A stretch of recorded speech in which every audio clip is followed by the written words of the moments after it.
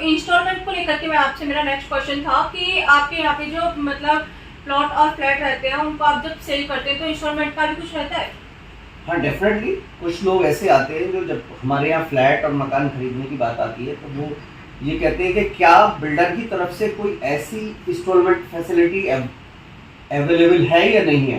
तो उस सेगमेंट में जब हम कोई भी प्रोजेक्ट नया लॉन्च करते हैं तो उसके अंदर स्टार्टिंग में इस तरह की फैसिलिटी हम देते हैं। वो उसमें 18 मंथ का हम एक पेमेंट प्लान बनाते हैं या कंस्ट्रक्शन लिंक प्लान बनाते हैं। सपोज करो आप कोई मुझसे घर लेते हो तो 10% आपने रजिस्ट्रेशन मनी दिया, उसके बाद आप चाहे तो एज पर कंस्ट्रक्शन लिंक जैसे जैसे मकान बनता चला जाएगा उसी तरीके से आप इंस्टॉलमेंट अपनी जमा कराते चले जाएंगे। उस तरह की फैसिलिटी भी है। और दूसरी फैसिलिटी एक हमारी कैश डाउन फैसिलिटी बोलते हैं। कैश डाउन पेमेंट प्लान जो होता है वो उसके अंदर वो आपको विद इन 60 डेज पूरा पेमेंट देना होता है। 10% से बुकिंग कराइए, बाकी रेस्ट अमाउंट हम जो है बैंक से फाइनेंस करा देते हैं आपका, किसी भी बड़े बैंक से फाइनेंस। ये सारी फैसिलिटी हमारी थ्रू होती है, हमारी टेबल से ही सब गुजरते हैं।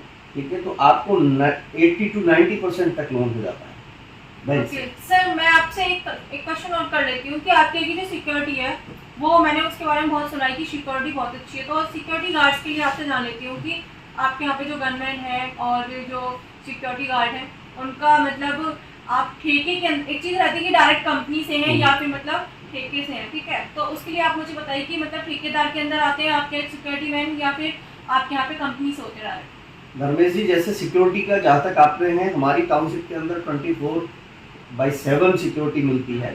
तो क्योंकि सिक्योरिटी का एक बड़ा इशू रहता है तो ज़्यादातर सिक्योरिटी, क्योंकि इतने सारे गार्ड्स, गनमैन्स और सुपरवाइज़र लगते हैं तो उसमें हम तो जो प्रीफर करते हैं हम आउटसोर्स सिक्योरिटी लेते हैं।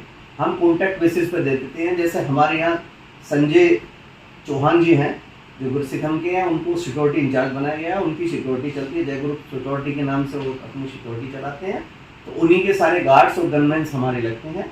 एक तरीके से वो उसको देख रेख करते हैं पूरा, और देख रेख करने के बाद फिर बाद में हमको बिलिंग करते हैं, हम उनको पेमेंट करते हैं।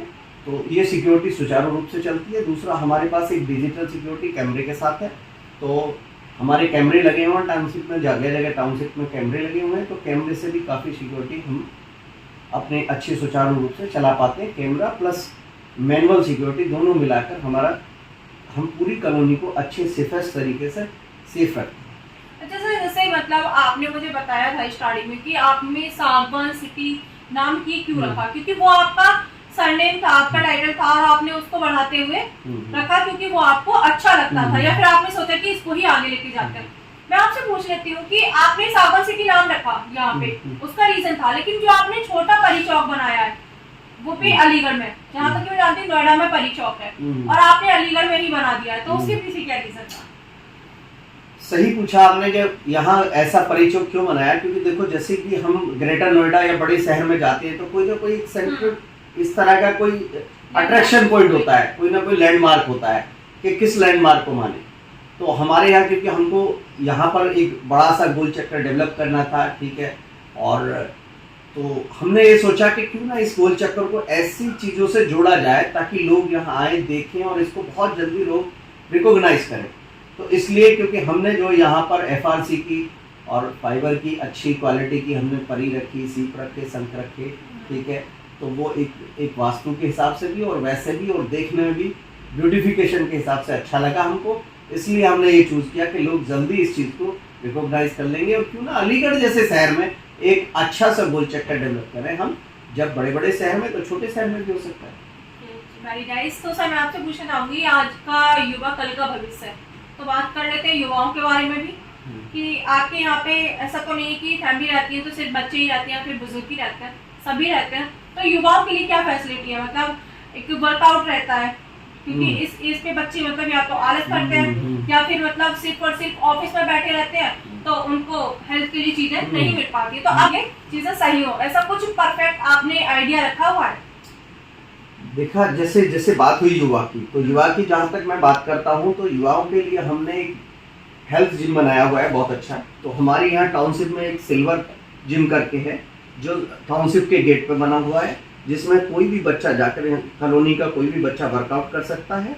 उसमें योगा क्लासेस भी चलती हैं, जुम्मा क्लासेस भी चलती हैं। तो मिस्टर पंकज शर्मा जी इसको संभालते हैं पूरा सुचारू रूप से, और बहुत कम पैसे के अंदर आप जाके अपना वर्कआउट कर सकते हो, अपने स्वास्थ्य जीवन को सुचारू रूप से चला सकते हो। और जैसे कि आप बात हुई युवाओं के साथ साथ, हमने युवाओं को तो ध्यान रखा है, युवाओं के साथ साथ हमने जो सीनियर सिटीजन, हमारे बुजुर्ग जितने भी हमारे कॉलोनी के अंदर जो है जो सीनियर सिटीजन रहते हैं, उनका भी हमने खास ध्यान रखा है। उनके लिए जैसे कि हमने एक मंदिर का निर्माण किया है, ठीक है, तो हम सब लोगों ने मिलके सभी के सहयोग से एक कॉलोनी के अंदर बीचों बीच शिव मंदिर का निर्माण हुआ है, जिसमें सभी जितने सीनियर सिटीजन हैं हमारे यहाँ से, जितनी माता बहनें जितने भी, और सब लोग एंजॉय करते हैं। हर मंगलवार को सुंदरकांड होता है हमारे यहाँ, लगभग हम 400 सुंदरकांड कर चुके हैं। हमारे जो पुजारी हैं कुलदीप शर्मा जी, तो वो बहुत अच्छे पुजारी हैं, वो हमेशा मंदिर की सेवा में लगे रहते हैं और सबको जोड़े रखते हैं। सब बुजुर्ग लोग वहाँ जाते हैं। उसके बाद एक पार्क के अंदर हमने सीनियर सिटीजन को बैठने की एक जगह बनाई है, जिसमें सीनियर सिटीजन आकर आराम से अपने साथ के जितने भी लोग हैं, जितने सीनियर सिटीजन हैं, उनके साथ बैठ के अच्छे से संवाद कर सकते हैं, अच्छी बातें कर सकते हैं और खुले वातावरण में अपना सांस ले सकते हैं। सर ऑलमोस्ट हमने अभी तक जो बातें की वो सागौन सिटी के बारे में की, और अभी जो मैं आपसे पूछना चाहती हूँ, आपसे पूछ ही लेती हूँ, पूछना क्या चाहते हैं पूछ ही लेते हैं आपसे कि आपने मतलब समाज को देखा है और समाज सेवा के बारे में भी सुना होगा, तो समाज सेवा के बारे में कभी ख्याल आता है आपके दिमाग में? क्यों नहीं धर्मेश जी, अगर इंसान ने जन्म लिया है तो डेफिनेटली अगर उसका कुछ कर्मा है उसका, ठीक है ना, अगर वो कर्म करता है तो कर्म के हिसाब से तो कहीं ना कहीं उसको अपने अच्छे कर्मों के साथ साथ कुछ समाज सेवा का भी सोशल उस रिस्पॉन्सिबिलिटी भी होती है। जैसे जितनी उसकी लाइफ के जो जितने भी आयाम होते हैं उसमें एक सोशल रिस्पॉन्सिबिलिटी भी बहुत अहम रोल निभाती है। तो जहाँ तक सोशल की बात आती है तो छोटे छोटे कभी हमने एक सांगवान फाउंडेशन, एक हमारी ट्रस्ट है जो रजिस्टर्ड करा रखी है सांगवान फाउंडेशन। ये जो है एक वॉलंटरी ऑर्गेनाइजेशन है जो सोशल डेवलपमेंट के लिए काम करती है। तो समय समय पर हम अपनी सांगवान फाउंडेशन से बहुत सारे प्रोग्राम छोटे छोटे कराते रहते हैं, और बहुत सारे छोटे छोटे जो इवेंट्स और सोशल प्रोग्राम होते हैं उनमें पार्टिसिपेट हम लोग करते हैं। और समय समय पर जैसे यहाँ पर भी कंबल वितरण का, जैसे सर्दी में कंबल वितरण का काम कोई हुआ, या शहर में कोई छोटा मोटा चैरिटी का कोई भी काम होता है तो उसमें हम बढ़ चढ़ कर भाग लेते हैं। स्पॉन्सर भी बनते थे? हाँ, बहुत सारी जगह ऐसी होती है जिसमें स्पॉन्सर भी बनते हैं, ऐसा नहीं है। तो सोशल वर्क होता है, बहुत सारे बच्चों के इवेंट्स के वर्क होते हैं, उनमें सब में स्पॉन्सर हम बनते हैं, क्योंकि सोशल रिस्पॉन्सिबिलिटी है हमारी, तो वो भी हमको करना ज़रूरी है। और कभी कभी बहुत एजुकेशनल प्रोग्राम होते हैं उसमें भी हम जाते हैं, ऐसा नहीं, उसमें भी स्पॉन्सरशिप देते हैं। आपने इतना नाम बनाया, ठीक है, और इंसान नाम बनाने के लिए ही करता है, तो आपका जो अभी तक का लाइफ का बेस्ट अचीवमेंट रहा वो कौन सा अचीवमेंट था? मतलब अचीवमेंट तो आपके पास बहुत सारे हैं, लेकिन जो बेस्ट था, आपको लगा कि हाँ ये मेरी लाइफ का अब तक का सबसे बेस्ट अचीवमेंट है, वो कौन सा अचीवमेंट था? देखो धर्मेश जी, ये बहुत ज़रूरी है। किसी को सबसे बड़ी काम लाइफ में काम होता है कि किसी को आशियाना देना, ठीक है ना। तो वैसे तो हमने बहुत काम किया है, गाजियाबाद में भी 5 प्रोजेक्ट हैं हमारे, और यहाँ अलीगढ़ में भी हम एक टाउनशिप बना रहे हैं, और 1-2 जगह भी काम और भी उत्तरांचल में हमने रुद्रपुर में भी सांगवान होम्स करके एक छोटा प्रोजेक्ट बनाया है।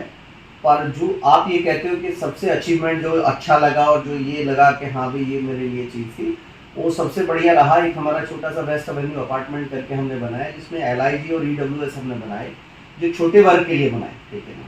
वो करीब 66 फ्लैट थे। उन फ्लैट को बना के उनको बनाने में जो फैमिलियाँ वहाँ आई और जो फैमिली रह रही हैं, मुझे लगा ये मेरी लाइफ का बहुत बेस्ट अचीवमेंट था, क्योंकि मैंने उन लोगों को किया जो बिल्कुल बहुत छोटे लेवल पे, जो छोटी जॉब करते थे, उनकी बहुत छोटी पूंजी थी, उसमें हमने लेके 7.5 लाख से और 12.5 लाख रुपए तक का मकान बेचा। तो मुझे लगता है कि वो मेरा बहुत अच्छा अचीवमेंट है कि 66 ऐसी फैमिली को मैंने मकान दिया जो इस तरह के घर लेके जो बहुत आज की डेट में बहुत हैप्पी है। सर मुझे आप एक बात बताइए, मैंने जहाँ तक सुना है, और ये तो आप भी बता सकते हैं सच है या फिर झूठ है, आपने किसी को अडॉप्ट भी किया है? हाँ बिल्कुल सही, आपने सही सुना है, क्योंकि हमारे मदर फादर है नहीं, मेरे मदर फादर एक्सपायर हो चुके हैं, क्योंकि बहुत पुराने समय में मेरे फादर सन 1999 में एक्सपायर हो चुके हैं, और मदर मेरी सन 1980 में एक्सपायर हो चुकी हैं। तो मदर फादर जब नहीं थे तो हमने एक सुरेंद्र कुमार चड्ढा जी हैं जो हमारे यही सांगवान सिटी में ही रहते हैं, पिछले 7 ईयर से हमने उनको अडॉप्ट किया हुआ है और वो हमारे पास ही रहते हैं और बहुत अच्छे तरीके से रह रहे हैं, हैप्पीली रह रहे हैं, क्योंकि हम चाहते हैं कि वो अब सीनियर सिटीज़न है, वो अपना पूरा जीवन जितना भी है जो भी है वो एक सांगवान परिवार और सांगवान फैमिली के साथ गुजारे और बड़ी हैप्पीली, और सब उनका ध्यान रखते हैं। मेरा पूरा सांगवान स्टाफ भी उनका बहुत बहुत ध्यान रखता है। उनका तहे दिल से शुक्रिया कि वो सब जो है उनको उतना ही प्यार देते हैं जिस तरह सांगवान फैमिली के हर सदस्य को। सर आपसे पूछती हूँ कि एक मतलब लाइफ में एक ऐसा समय आता है जब इंसान टूटता है, बिखरता है, और मैं जहाँ तक जानती हूँ कि हर इंसान के साथ ऐसा होता है, चाहे कोई कितना भी अमीर है, गरीब है या फिर कितना भी एजुकेटेड है, लेकिन एक टाइम आता है जिस टाइम वो झकझोर जाता है उसको कि हाँ भाई अब नहीं होता, अब हो गया जो होना था, अब बस की नहीं है, वो इंसान पीछे हटने लगता है। मोटिवेट होने की जगह डीमोटिवेट होना बोलते हैं। तो आपकी लाइफ में ऐसा कुछ हुआ? धर्मेश जी, ऐसा कभी कोई समय नहीं आया, क्योंकि मेरा मानना है कि मैं ये मानता हूँ कि अगर पॉजिटिव रहते हो आप, किसी ने कहा ना कि यूं लहरों से डर कर नौका पार नहीं होती, कोशिश करने वालों की कभी हार नहीं होती, कोशिश करने वालों की कभी हार नहीं होती। अगर आप मेहनत करते रहोगे, हमेशा कोशिश करते रहोगे, तो डेफिनेटली एक दिन वो पॉइंट भी आता है जब अल्टीमेटली आप एक दुख से निकलकर सुख में जाते हो। आप जानते हो कि जब सुख बहुत समय हमारे साथ नहीं रह सकता तो दुख भी बहुत समय साथ होंगे, ठीक है ना। डेफिनेटली कल जो लेके आएगा वो कुछ ना कुछ चेंज लेके आएगा। अगर आप ये सोच के चलते हो और आप हमेशा पॉजिटिव थॉट्स के साथ चलते हो, तो मैं समझता हूँ कि आप ना कभी डिप्रेशन में जाएंगे, ना आप हताश होंगे, ठीक है ना।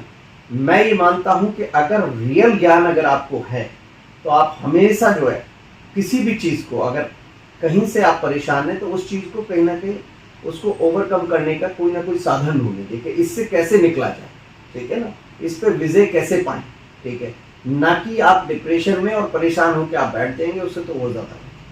सर आपने मुझे बताया ठीक है कि मतलब डिप्रेशन में नहीं जाना है और मतलब मेहनत करनी है और कभी पीछे नहीं हटना है, ठीक है, मेहनत करने वालों की कभी हार नहीं होती, ठीक है। लेकिन जो आजकल का युवा वर्ग है और उनका जो बोल सकते हैं गरम खून है या फिर बोल सकते हैं कि उनके अंदर पेशेंस नहीं है, वो बहुत जल्दी हार मान लेते हैं। उनको लगता है कि अगर नरेंद्र सर ने इतना अच्छा सागवान सिटी बनाया तो एक चुटकी में उन्होंने सारा काम कर दिया, उनको सब कुछ बना हुआ मिल गया, या फिर उन्होंने पहले से ही सब प्लानिंग था, सब कुछ हो गया नॉर्मल इजीली, तो हमें क्यों नहीं मिल रहा? अगर हमें नहीं मिल रहा तो छोड़ो, रहने दो, कुछ और ट्राई करते हैं। तो वो पेशेंस खो रहे हैं, तो पेशेंस जो खो रहे हैं उनके लिए आप क्या कहेंगे?